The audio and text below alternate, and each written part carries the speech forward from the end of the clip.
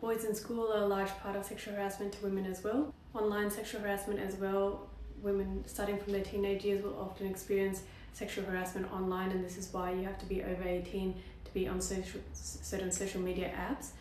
It's because of the large number of perpetrators, sugar daddies, that often approach underage girls online that would be offering girls money and just inappropriate messages, sending pictures that women don't want to see, and it's just stuff that shouldn't be allowed for really anyone to be seeing. And it only gets worse when women are married, because you fall into the societal oppression that women have to be the head of the house to cook and clean and look after the children as well as look after the man. Women want equality, yet still refuse to commit 95% of murders, 97% of sexual assaults, 90% of armed robberies, and 98% of mass shootings. And wasn't there also a rape academy that had 62 million men take part? So when we're asking who the bad men are, they're all there, they just didn't get arrested. And I think men know that women nowadays don't want to be getting married, because women know once they get married, not only will they be having the baby, they will also be looking after 90% of the marriage. And even then, society, mostly men, will still pressure women into looking beautiful after giving childbirth, and telling women that they have to still look presentable and not gain weight, which just won't happen, because there's a lot of stress and pressure that comes on for women once starting a family. We know that women's freedom gets taken away once married and starting a family, so looking beautiful and feeling good about yourself is just not going to be a woman's top priority. And women do love their babies and love being mothers, but it takes pretty much everything out of you to be looking after your family and still being able to have time for yourself, unless you have a loving and supporting husband that would help you along the way. Men live longer lives with living with a woman, and women live shorter lives by living with men. So we're actually losing years of our lives by agreeing to live with you.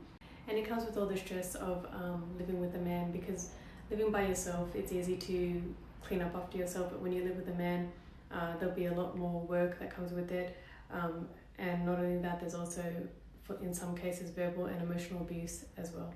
So just as I mentioned before, women give birth, so pretty much have the same power to perform God's miracle by creating a living person with a soul, conscious mind, body and brain. If this whole world were to come together, we wouldn't be able to create a single fly on our own, but we look past the woman's miracle that's creating a human life every single day. If it's a man's own kid, you think that they would be wanting to stick around and look after the kids, but there are just so many deadbeat dads.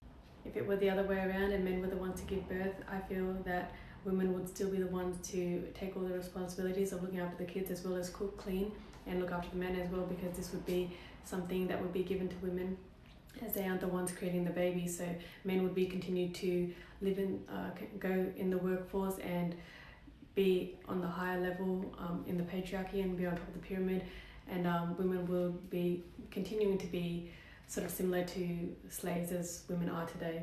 So what should have been the other way around, since women are the ones to create life?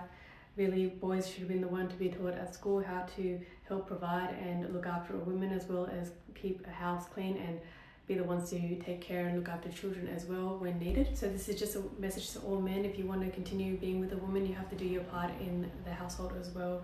So it's not just doing the basic stuff, which is looking after yourself and just washing your own dishes and washing your own clothes, but also doing stuff around the house that needs to be done without being told. So you don't really need to be told to mow the lawn or take out the bin.